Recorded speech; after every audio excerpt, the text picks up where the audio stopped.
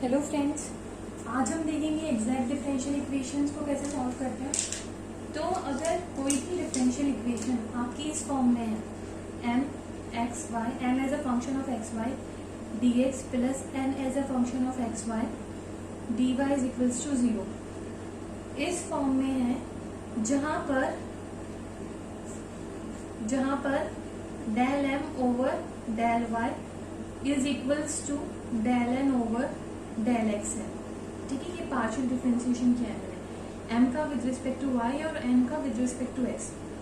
अगर आपकी differential equation इस फॉर्म में है और del M over del Y is equals to del N over del X है, then you can say that the given equation is exact. ठीक है, तो इसका मतलब है कि जो डिफरेंशियल इक्वेशन है वो मेरी एग्जैक्ट डिफरेंशियल इक्वेशन। ठीक है, तो फिर उसके बाद आता है कि ठीक है, मुझे पता चल गया कि इक्वेशन मेरी एग्जैक्ट है। अब आता है कि एग्जैक्ट इक्वेशन को मैं सॉल्व कैसे करूंगी। अच्छा, उससे पहले आपको पता है क्या होता है पार्शियल डिफरेंशिएशन। यहाँ पर m as a function of X Y, कोई भी मेरा एक्स वाई का फंक्शन है, ये डी एक्स के साथ वाला है। आप याद रखना, इसमें क्या करना है, आपको अपोजिट करना है। डी एक्स के साथ वाले को आपको y के रिस्पेक्ट में डिफरेंशिएट करना है और डी वाई के साथ वाले को आपको x के रिस्पेक्ट में डिफरेंशिएट करना है। पार्शियल डिफरेंशिएशन का मतलब होता है जब आपको यहाँ m को y के रिस्पेक्ट में डिफरेंशिएट करोगे ना, तो आप x को कांस्टेंट मान लोगे। ठीक है, और यहाँ पर y को कांस्टेंट मान लोगे। फॉर एग्जाम्पल, अगर मेरा m एक्स स्क्वायर y है, ठीक है, और मेरे को delta m over delta y निकालना है, तो इस कंडीशन में मैं x को कांस्टेंट मान लूंगी। तो x कांस्टेंट हो गया तो एक्स स्क्वायर कांस्टेंट है, y का डिफरेंशिएशन क्या हो जाएगा 1, तो इसका del m over del y क्या हो जाएगा एक्स स्क्वायर। और ऐसे ही सपोज करो n है, वो मेरा वो भी एक्स स्क्वायर y है। ठीक है, तो delta n over delta x क्या आ जाएगा, x के रिस्पेक्ट में करना है, तो y को मैं कांस्टेंट मानूंगी, तो y तो कांस्टेंट है, तो कांस्टेंट को कांस्टेंट की तरह रख दिया आगे। और x स्क्वायर का डिफरेंशिएशन 2x, समझ आ गया। तो ये क्या आ गया 2xy आ गया। समझ आया पार्शियल डिफरेंशिएशन क्या होता है। तो अगर कोई भी डिफरेंशियल इक्वेशन इस फॉर्म की है, तो सबसे पहले जो dx से आगे वाला फंक्शन होगा उसको मैं y के रिस्पेक्ट में डिफरेंशिएट करूंगी, और ये dy के आगे वाले फंक्शन को मैं x के रिस्पेक्ट में पार्शियली डिफरेंशिएट करूंगी। डिफरेंशिएट नहीं बोलूंगी, यहाँ पे मैं बोल रही हूँ पार्शियली डिफरेंशिएट करूंगी, क्योंकि जिसकी भी रिस्पेक्ट में डिफरेंशिएट करूंगी उससे दूसरे वाले वो वेरिएबल को मैं कांस्टेंट मानूंगी।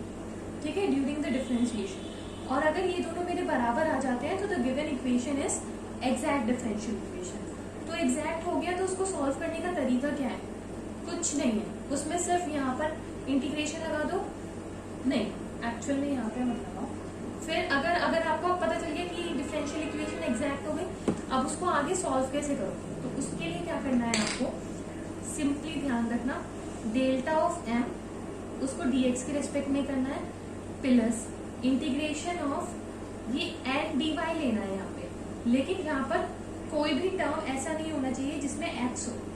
ठीक है, यहाँ पर लिख लेना नॉट कंटेनिंग x, क्योंकि n ऐसा भी तो हो सकता है। अभी जैसे मैंने एग्जांपल लिया था शायद, उसमें तो मैंने x स्क्वायर y लिया था, तो इस कंडीशन में x आ रहा है n के अंदर, तो x वाला टर्म मुझे नहीं लेना है, तो मतलब n को आप 0 ले लोगे इस कंडीशन में। लेकिन अगर सपोज करो n X square plus X square Y plus Y square है, तो मैं n को यहाँ पर y स्क्वायर लिख दूंगी। ठीक है, मुझे ऐसा वो टर्म लिखना है नॉट कंटेनिंग x वाला। ठीक है, x वाले टर्म को छोड़ दोगे n के, बाकी जो टर्म होगा, या फिर आप कांस्टेंट है तो उसको लिख सकते हो, तो आप यहाँ पर क्या लोगे y स्क्वायर प्लस 2 का इंटीग्रेशन ले लोगे इसके अकॉर्डिंग। ठीक है, तो नॉट कंटेनिंग x, यहाँ पर m आप पूरा का पूरा लोगे। ठीक है, लेकिन यहाँ पर m पूरा का पूरा लोगे, x के रिस्पेक्ट में आप इंटीग्रेट करोगे, तो यहाँ पर आप y को कांस्टेंट मान लोगे।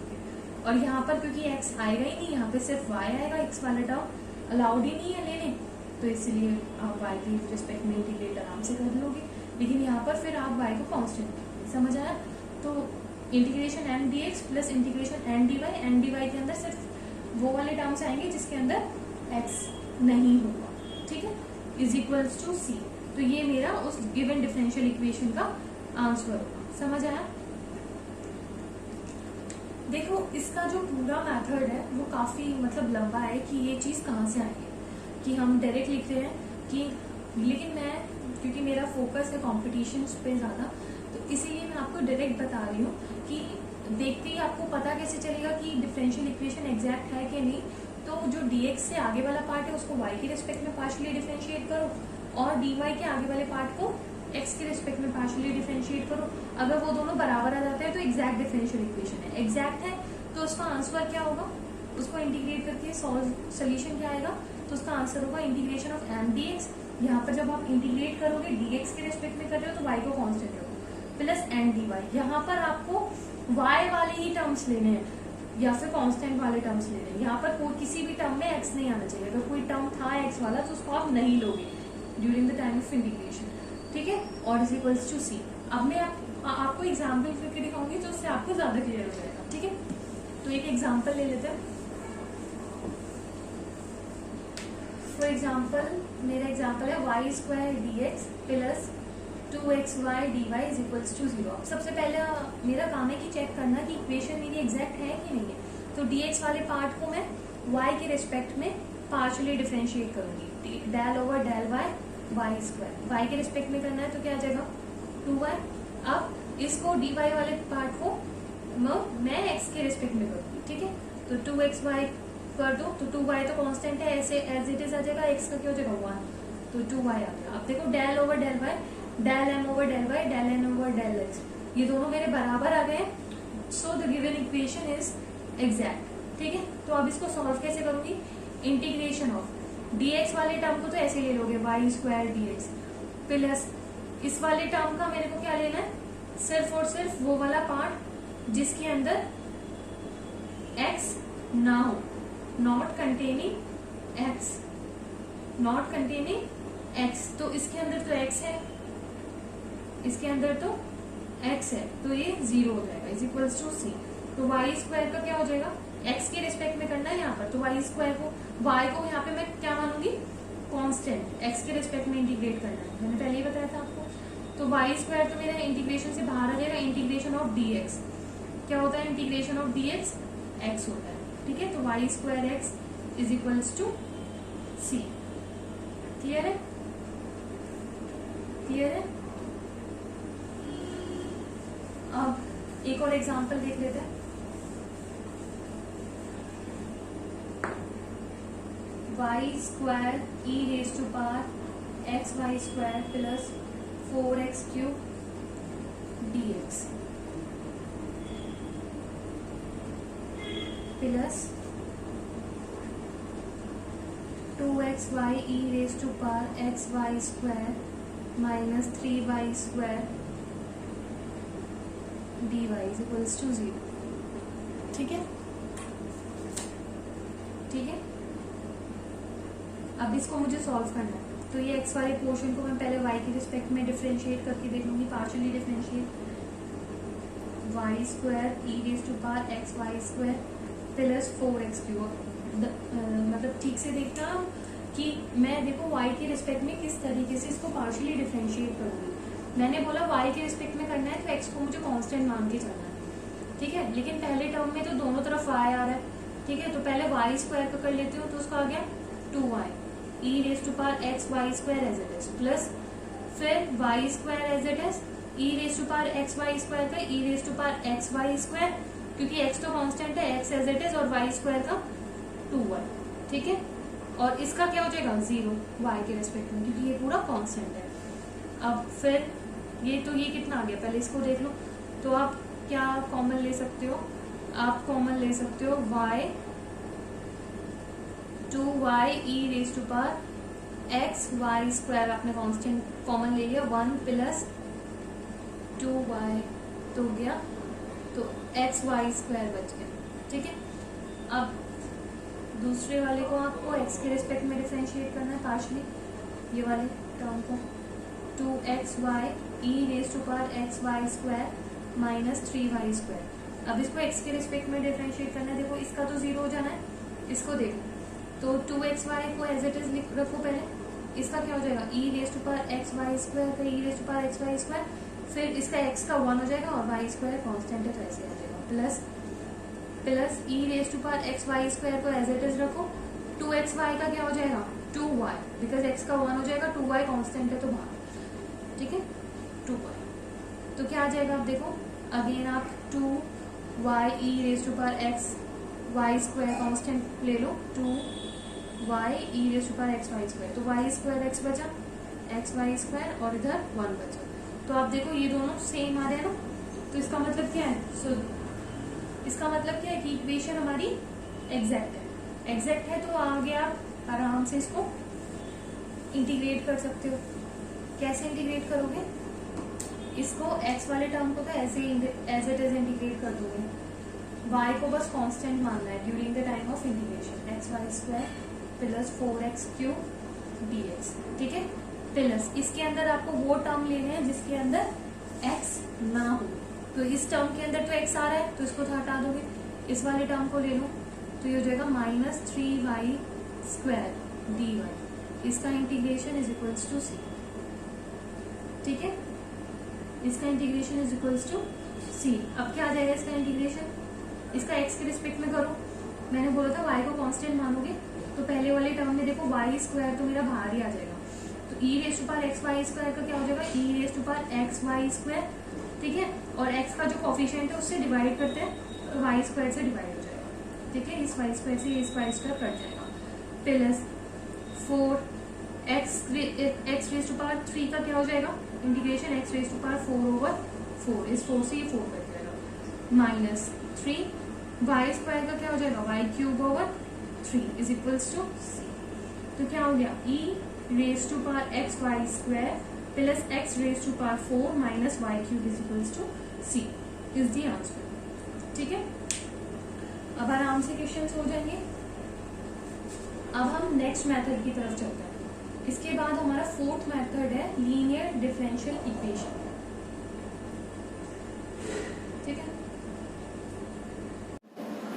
तो कोई भी डिफरेंशियल इक्वेशन उसको आप लीनियर डिफरेंशियल इक्वेशन तब बोलोगे अगर वो डिफरेंशियल इक्वेशन इस फॉर्म में हो, या तो इस फॉर्म में हो या इस फॉर्म में हो।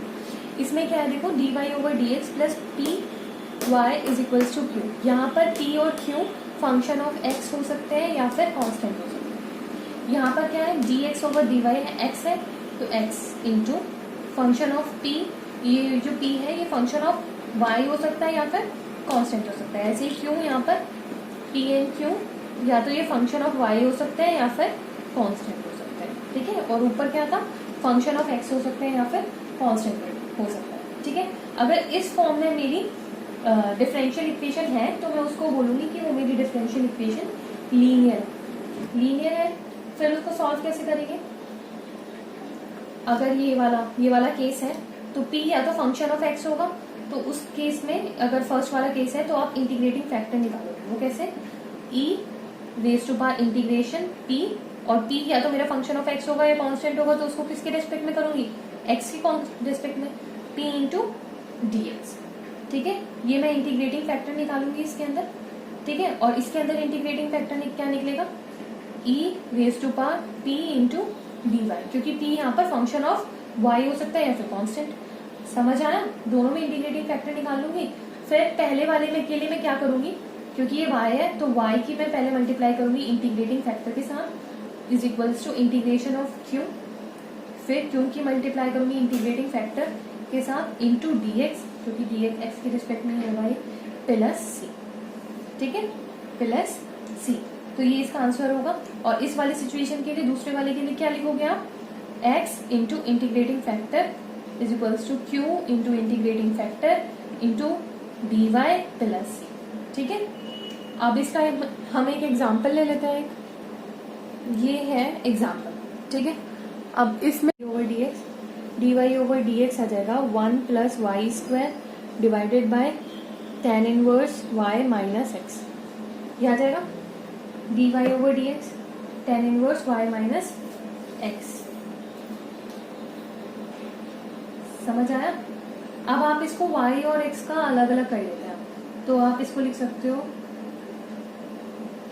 dy/dx में तो बढ़िया ही नहीं, dx/dy कर लेते हैं इसको क्या कर लेते हैं, dx/dy उल्टा कर लेते हैं, dx/dy इसको क्या लिख सकते हो आप, tan inverse y minus x over 1 plus Y square, ठीक है। अब इसको अलग अलग कर लेते हैं। अलग अलग कैसे करोगे, tan इनवर्स y को अलग कर लो, minus x over 1 plus Y square को अलग कर लो। अब देखो तो ये हो गया ना dx over dy is equals to क्या था वो plus x into 1 over 1 plus Y square is equals to tan inverse y over 1 plus Y square. ये मेरा p हो गया और ये मेरा q हो गया, क्योंकि आपको जरूरत है dx over dy x into this. ठीक है, तो अब इंटीग्रेटिंग फैक्टर कैसे निकलेगा मेरा? Integrating factor is equals to E raise to power integration 1 over 1 plus Y square into D Y. क्या आ जाएगा ये? tan इनवर्स, इसका इंटीग्रेशन क्या जाएगा? tan इनवर्स y, तो E raise to power tan inverse y। ठीक है, और इसको सॉल्व कैसे करूंगी मैं? इसको सॉल्व करने के लिए x into integrating factor e raise to power tan inverse y is equals to integrating factor, ठीक है, tan इनवर्स y, ये tan इनवर्स है और y, tan इनवर्स y। ठीक है, इसके साथ क्यों की मल्टीप्लाई करना है। क्यों क्या था? tan इनवर्स y, ये था ना क्यों, tan inverse y over 1 plus Y square. ठीक है, tan inverse y over 1 plus Y square, तो इसको डिफरेंशिएट इंटीग्रेट करना है with respect to dy plus c। ये मेरा क्या होगा? आंसर होगा। ठीक है, तो अब इसको सॉल्व करो, क्या आ जाएगा इसका? इधर तो ये सेम है, इसको सॉल्व करना है बस। ठीक है, तो इसको सॉल्व कैसे करोगे बताओ? देखो, अगर मैं tan इनवर्स y को कुछ t मानती हूँ तो tan इनवर्स y का डिफरेंशिएशन क्या होता है? 1 over 1 plus Y square dy, तो ये मेरा dt में चला जाएगा।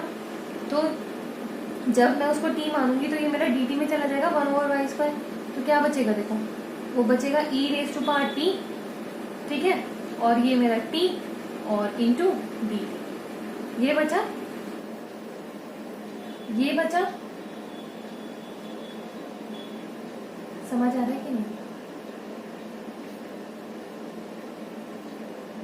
अब इसको मुझे इंटीग्रेट करना है, t into E raise to power T, इसको इंटीग्रेट करना है। तो इसका इंटीग्रेशन क्या आ जाएगा?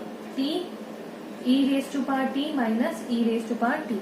आप इसमें क्या लगा दोगे?